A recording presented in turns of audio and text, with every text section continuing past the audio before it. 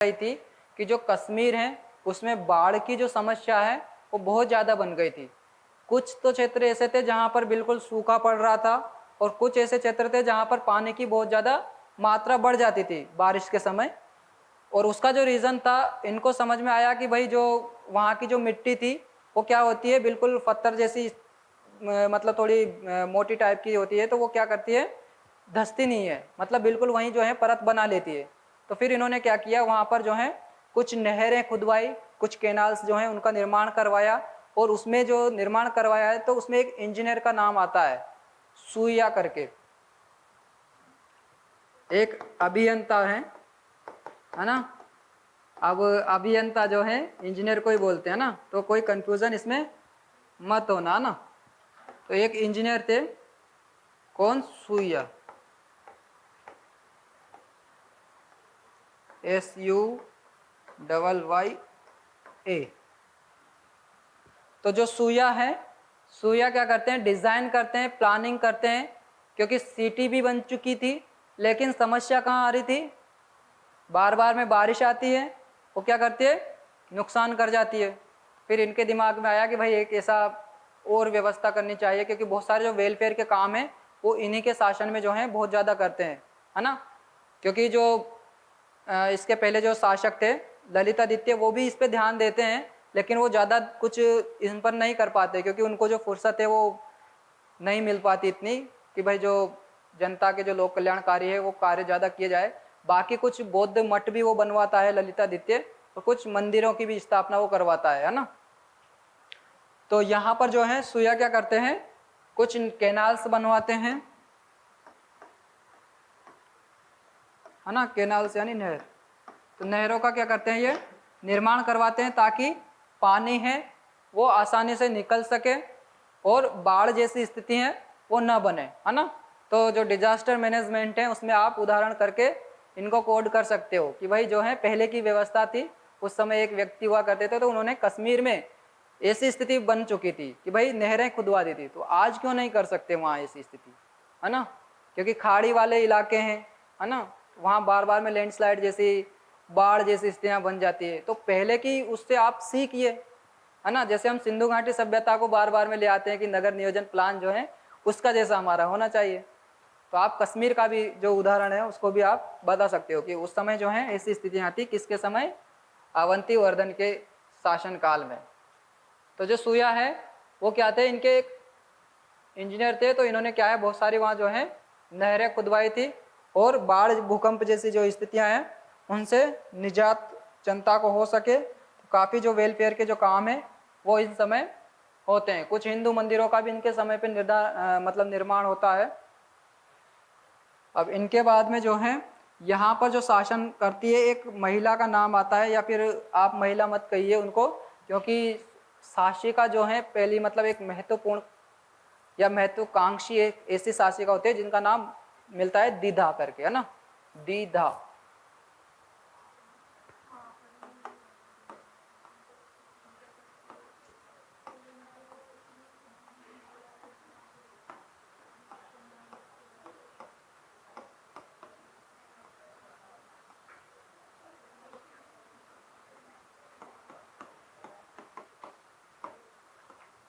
तो ये क्या करती है, बाद में जो है उस शासन को क्या करती है, संभालती है ना।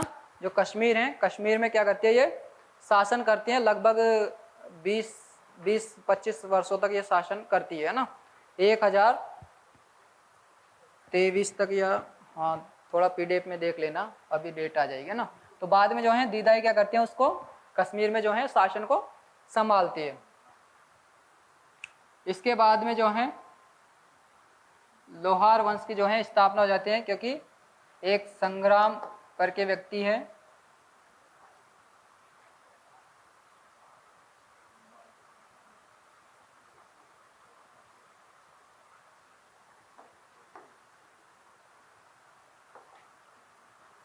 संग्राम क्या करते हैं, यहाँ पर लोहार वंश की जो है स्थापना करते हैं।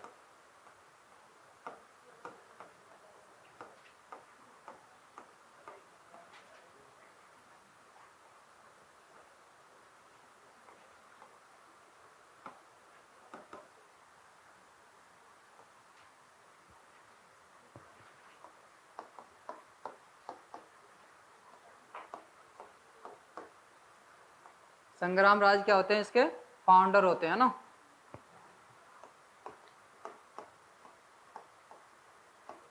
इसके जो संस्थापक है वो संग्राम राज होते हैं। और संग्राम राज क्या करते हैं, बाद में लोहार वंश की क्या करते हैं, स्थापना करते हैं ना। अब मुझे निकालनी पड़ेगी पीडीएफ, क्योंकि इसके पहले कुछ जानकारियां हैं, उसको आप हाथों हाथ क्या है समझते रहिए, नहीं तो वो दिमाग से जो है निकल जाएगी। पीछे दिखाई तो दे रही है पीडीएफ, दे रही है ना।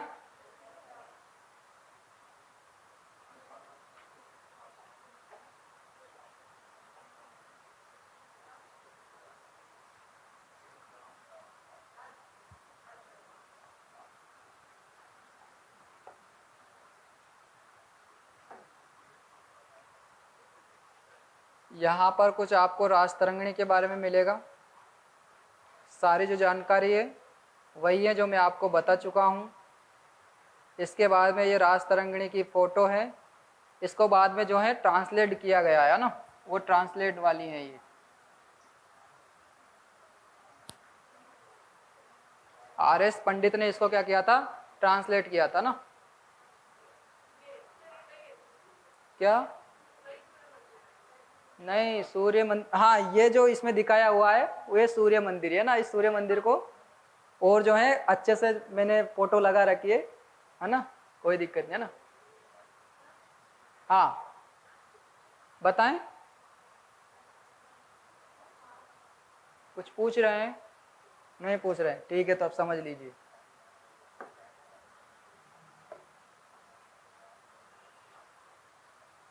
देखिए यहाँ पर क्या है, जब दाहिर सिंध पर भी आक्रमण कर लेता है ना, तो यहाँ पर जो हमने बात करी थी पहले किसकी, ललितादित्य के समय है ना। तो यहाँ पर जो है कश्मीर वाला जो रीजन है वहाँ पर इनका शासन होता है। यहाँ पर जो तुर्की है ना, काबुल है, इधर जो है मध्य एशिया तक ये क्या करते हैं, अपना शासन, ये जो सत्ता है उसको बढ़ा लेते हैं, अपने साम्राज्य को जो है काफ़ी दूर तक ले जाते हैं ना। लगभग जो है आपका इधर जो कैस्पियन सागर जो झील है,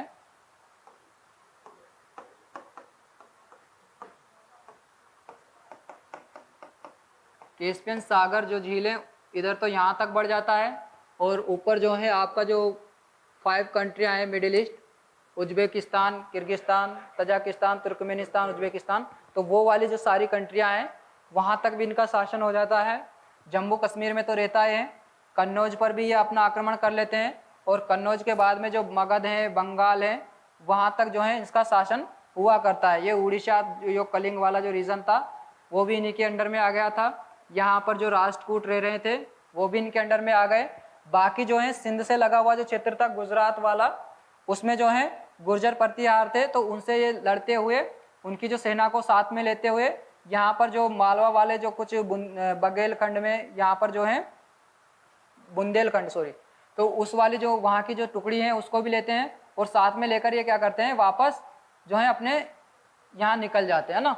और यहाँ पर जो है ये अलग से जो एम्पायर था ये भी कहीं ना कहीं जो है इस यहाँ पर जो कुछ जनजाति क्षेत्र थे, ये जो तिब्बत वाला इलाका था उसमें है ना, तो ये भी क्या करते हैं, इसको बार बार में जो है आक्रमण करते रहते हैं। तो ये वाला जो है उस समय का जो है मैप कब का है, 7th सेंचुरी का है ना, कारकोटा डायनेस्टी के समय। ये इसके प्रमुख राजवंश होते हैं।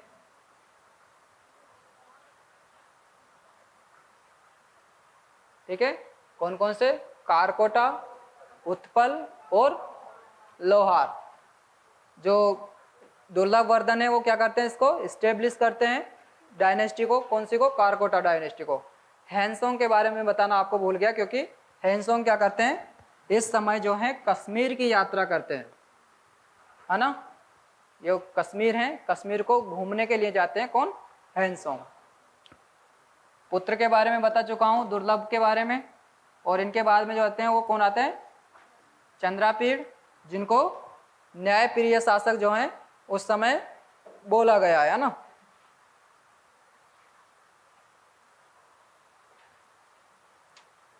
इनके बाद में आते हैं तारापीड़। तारापीड़ को जो है कल्लड़ क्या बोलते हैं, कि भाई ये क्या थे, क्रूर शासक थे और निर्दय भी थे, है ना।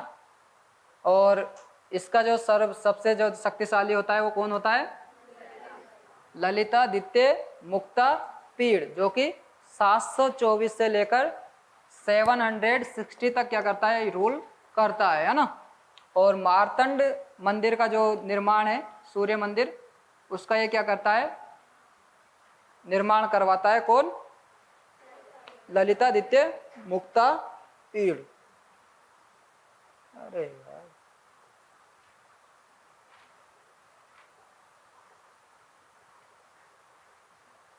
और एक जो है आपका जो मंदिर है मर्तांड का सन टेम्पल, इसके मैंने आपको दोनों ही भाग जो हैं लगा दिए हैं, पहले की स्थिति और अब की स्थिति दोनों को ही बता रहा है ना।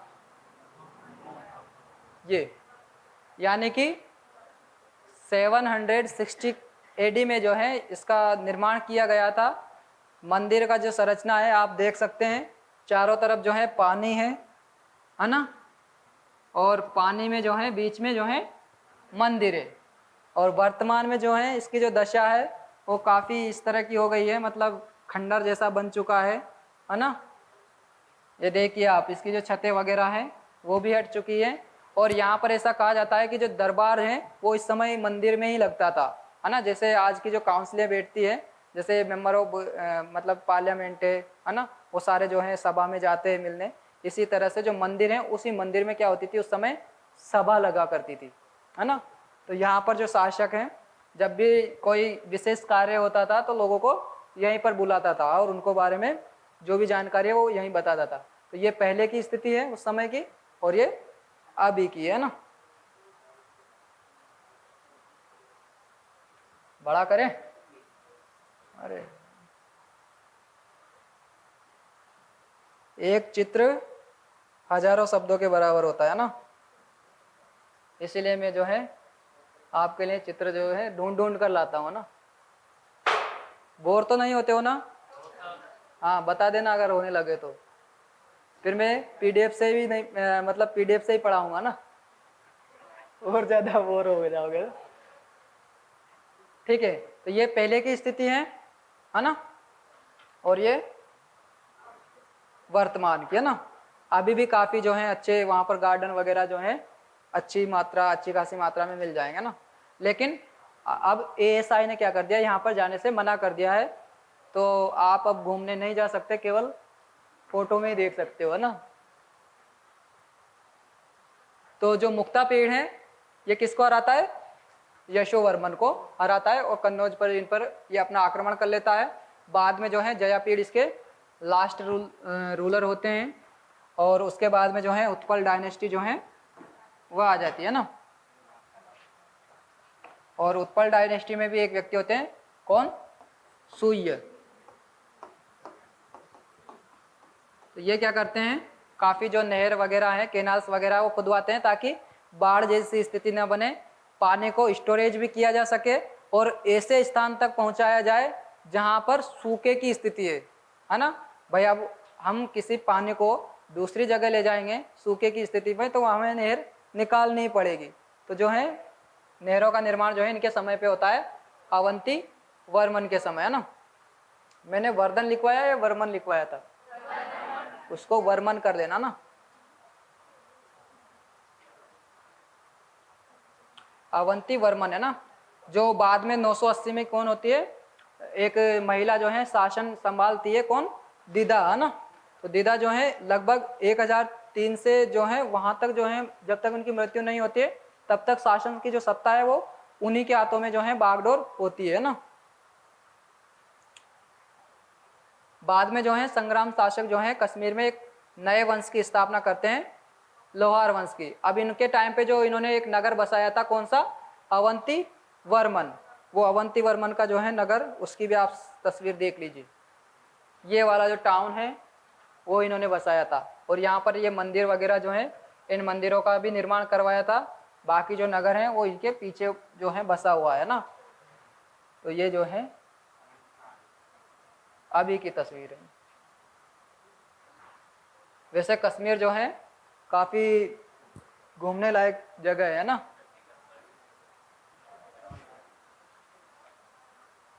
आपको गर्व करना चाहिए कि हम भारतीय हैं, है ना।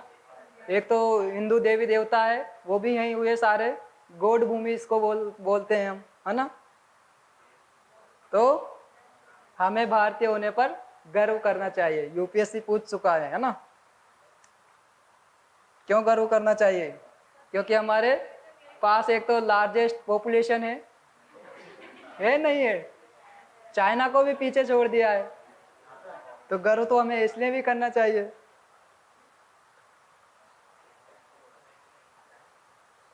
हाँ, तो ये जो टाउन है वो टाउन इन्होंने बसाया था, नाम क्या था इसका? अवंती वर्मन। इसके बाद में आती है लोहार डायनेस्टी, ठीक है, जो कि संग्राम राज हैं, वो इसको बसाते हैं 1003 एडी में, ठीक है, 1003।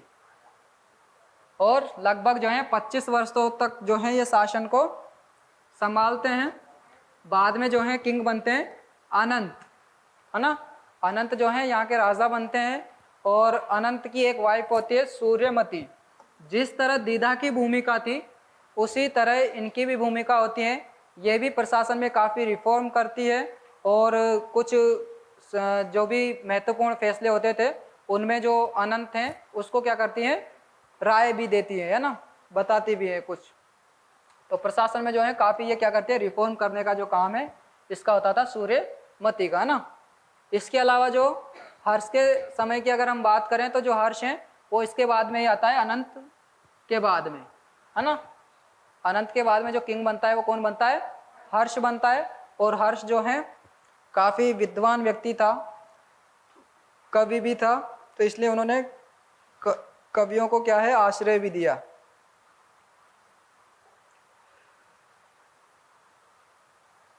यह आपके हर्ष के बारे में है। हर्ष कौन था? लोहार वंश का शासक था, स्कॉलर भी था, पोइट भी था, मतलब बहुत सारी इन्होंने कविता भी लिखी है। और काफ़ी जो लैंग्वेज थी उनका ये इसको ज्ञान भी था, इसको नॉलेज भी थी काफ़ी भाषाओं की। और हर्ष जो है किसको आश्रय, मतलब जो आश्रित कवि है कौन? कल्लड़। कल्लड़ को क्या करता है, ये अपने दरबार में आश्रय प्रदान करता है। और ये कल्लड़ जो है इसका ही दरबारी कवि था जिसके द्वारा रासतरंगिणी को लिखा गया है ना। तो कश्मीर का नीरो इसको कहा गया है। अब बताओ नीरो कौन था? जब रोम में आग लगी हुई थी तो नीरो बांसुरी बजा रहा था। समझ पाए? कुछ कोटेशन है, ये कोटेशन आपसे डायरेक्ट भी पूछ लिए जाते हैं यूपीएससी के दौरान, है ना। यानी कि एक रोम है, इटली की राजधानी जो रोम है, वहीं पर जो है वहीं का एक सम्राट होता है नीरो। तो नीरो के समय में क्या है, वहाँ पर जो है विद्रोह बहुत ज़्यादा हो जाते हैं। और विद्रोह में जो है राजा को जो विद्रोह होने की टेंशन नहीं है, उस समय बांसुरी बजा रहा होता है। ये कथन है ना। हालांकि ऐसा हुआ होगा या नहीं हुआ होगा वो तो किसने देखा है, लेकिन कोटेशन उसके समय पे लिख दिया गया है कि जब रोम में आग लगी हुई थी तो नीरो बांसुरी बजा रहा था। तो यहाँ पर जो है हर्ष के समय भी क्या है, कुछ विद्रोह जैसी स्थितियाँ हैं वह बन जाती है। और हर्ष जो है, हर्ष के शासन काल में ही क्या होते हैं, अकाल भी पड़ता है। और ऐसी स्थिति में भी हर्ष का नाम ही हर्ष है। हर्ष का नाम मतलब क्या है, खुश रहना, है ना। कोई दिक्कत ही नहीं है, जो भी समस्या हो रही होने दो। तो वो जो है हर्ष जो है, इसीलिए इसको नीरो की जो संज्ञा है वह दी गई है ना। नीरो की जो संज्ञा है वो इसलिए दी गई है कि भाई इनके प्रशासन में क्या होता है, अकाल भी पड़ता है, कुछ विद्रोह भी हो जाते हैं, जिसमें दो भाई होते हैं, एक सुस्तपाल और एक सुशल और उत्सल, है ना। ये दोनों भाई क्या करते हैं, विद्रोह कर देते हैं। अकाल भी पड़ा हुआ था, विद्रोह भी हो गया, वहाँ की जनता कैसी होगी, परेशान होगी। इसलिए इसको क्या है, नीरो की संज्ञा दी गई है कि भाई वहाँ पर जब आग लगी हुई थी वहाँ पर भी विद्रोह जैसी स्थितियाँ बन रही थी, उसमें भी नीरो बांसुरी बजा रहा था, उसको कोई लेना देना नहीं था। ऊंचे पहाड़ पे जाकर वो अपनी मस्ती में मस्त था, है ना। हाँ, इसके बाद में जो है 1101 में 1101 में क्या कर दी जाती है, इस विद्रोह के बाद में ही हर्ष की जो है मृत्यु हो जाती है। अब हर्ष को पता नहीं हंसी आ रही है ना तो हर्ष की क्या है, यहाँ पर जो है मृत्यु हो जाती है और उसके बेटे को भी यहाँ जो भोज है वो मार दिया जाता है। ये भोज जो है भोपाल वाले भोज नहीं है, ये भोपाल वाले जो होते हैं वो परमार वंश के होते हैं। ये भोज थे, ये जो है हर्ष के बेटे होते हैं ना। तो दोनों की क्या होती है इसमें, इस विद्रोह में जो है इनकी मृत्यु हो जाती है। किस किस की, एक तो भोज की और एक हर्ष की। 1101 में ना। अब आगे हम बात करते हैं कल्लड़ के बारे में भी जान लेते हैं थोड़ा। राजतरंगिणी के लेखक थे, है ना, ऑथर बाय राजतरंगिणी। हर्ष के आश्रित कवि थे। राजतरंगिणी की रचना लोहार वंश के अंतिम शासक जय सिंह के समय तक की जो है ये जानकारी प्रदान करती है हमें, है ना। अब इसके बाद का जो इतिहास है वो आपको फिर कल्लड़ की राजतरंगिणी में नहीं मिलेगा, है ना।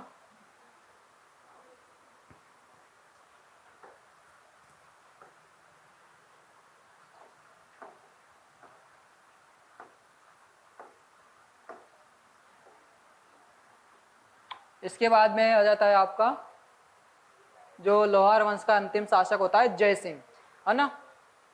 और जय सिंह जो है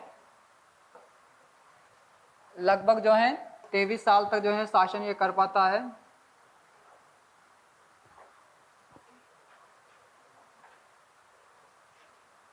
और इसमें एक जो इनकी ये यवन थे, है ना। यवन कौन होंगे, जो बाहरी आक्रमण उस समय के हो रहे थे उन्हीं को बोला गया है ना। यवन प्रिय आपने नाम सुना होगा। कौन थे यवन प्रिय, किसके संदर्भ में नाम दिया गया है। यवन प्रिय जो है क्यों बोला गया है इनको, यवनों को।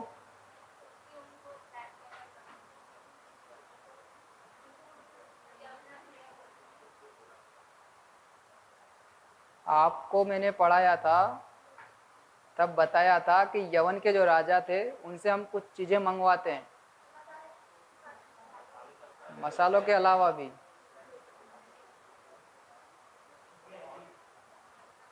सर्च करना आप, है ना। काली मिर्च, हाँ काली मिर्च के लिए यूज किया गया था यवन, है ना। यवन प्रिय मतलब यवनों के, यवन जो है काली मिर्च को काफी पसंद करते थे, तो वो हमारे यहाँ से क्या करते थे, हम उसको एक्सपोर्ट करते थे, ठीक है। काली मिर्चों को जो है वहाँ भेजते थे, है ना। थोड़े जो फैक्ट हैं कुछ याद रखा कीजिए उनको ना। और वहां से हमने क्या मंगवाए थे, उधर से भी भाई देखो, जैसे काली मिर्च और मसाले वगैरह हम भेज रहे हैं। अफीम, है ना, ओपियम।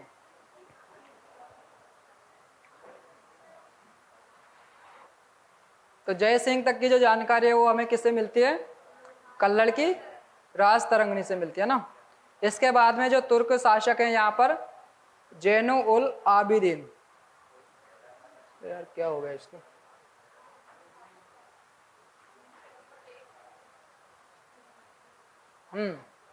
1339 ईस्वी में जो तुर्क हैं वो क्या कर लेते हैं, कश्मीर वाले इलाके को कैप्चर कर लेते हैं, उस पर शासन करते हैं। और इसमें एक शासक जो होता है वो कौन होता है, जैनु उल आबिदीन। तो इसको जो है कश्मीर का अकबर कहा जाता है, क्योंकि बहुत सारे जो लोक कल्याणकारी कार्य हैं वो यह करवाता है। हालांकि जो अकबर हैं वो बहुत बाद में आते हैं, है ना, लेकिन इतिहास वालों ने संज्ञा अकबर से ही करी है। जो तुर्की है ना, हाँ वो तुर्की से ही जो आक्रमणकारी जो है वहीं से निकल के आ रहे थे, तो अब उनका आक्रमण उन्होंने बाहरी किया, तो अब अधिकार जो है कश्मीर वाले इलाके को पूरा जो है अपने हाथों में ले लिया था, है ना। तो जो सिंध वाला इलाका है, इधर कश्मीर वाला इलाका है, ये सारे जो हैं उनमें उन्होंने अपनी जड़ें जमा ली थी इस समय, है ना। कब की बात कर रहे हैं हम, 1339 AD की, है ना। तो जो है इसको कश्मीर का अकबर किसको कहा जाता है, जैनुल आबिदीन को ना। हालांकि ये जो है कश्मीर का जो मतलब जो अकबर है, अकबर से काफ़ी पहले का जो शासक होता है, लेकिन इसकी जो तुलना है या फिर अकबर की जो है इसको संज्ञा दी गई है ना। तो कश्मीर का अकबर इसलिए कहा जाता है कि जिस तरह से अकबर ने भारत में बहुत सारे लोक कल्याणकारी कार्य करवाए थे, खुद का अलग से धर्म चलाया था। इसके अलावा उन्होंने बहुत सारी कुछ इमारतें का भी निर्माण करवाया है ना। तो उसी तरह से जो है जैन उल आबदीन जो है वो भी बहुत सारे जो हैं कार्य करवाते, कहाँ पर, कश्मीर में, है ना। तो इसलिए जो है इनको कश्मीर का अकबर कहा जाता है। तो ये आपका जो है फिनिश हुआ। ज़्यादा समय तो नहीं हो गया? यहाँ तक अगर किसी को कुछ समझ में नहीं आया हो। हाँ, लेख नहीं है, ये पूरा ग्रंथ है।